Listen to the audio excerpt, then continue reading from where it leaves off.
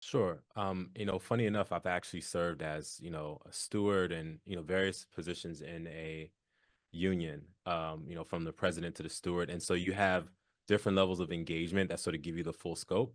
And the early phases of a unionizing campaign can be very scary for workers who are organizing. They're not sure how the employer is going to react. Are they going to support their efforts? Are they going to get pushback?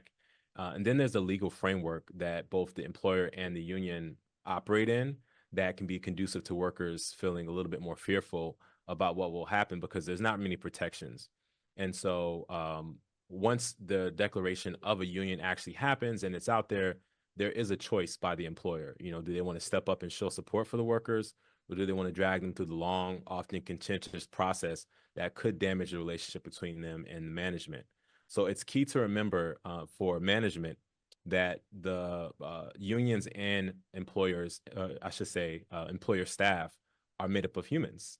And the process, even though it can be a bit inhumane, if you choose to be humane in that process, you can allow that process to define how democracy will live within the organization.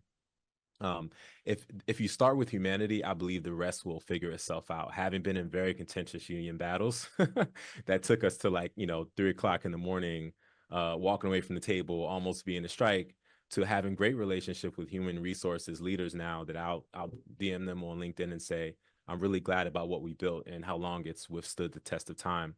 And I can see, workers' lives benefiting from that. So I do believe if both sides enter unionization, a bargaining process from a place of humility and assuming the best instead of assuming the worst, then progress is possible.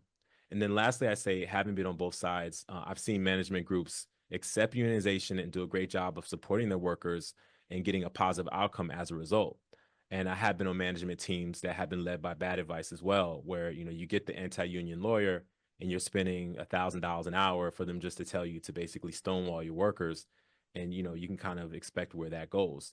On the other side, when I've been an executive, I basically told a board of mine after the workers declared they wanted a union, I emailed each board member individually and I said, according to my experiences in unions, what you should do is accept this unionization immediately.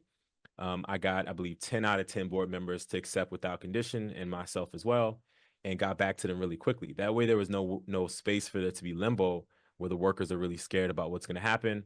And I, let the board members know if there were any questions they had, they could come to me, and we could also seek counsel as well. So there's a lot of things that you could do to make your workers excited about the process and happy about the process.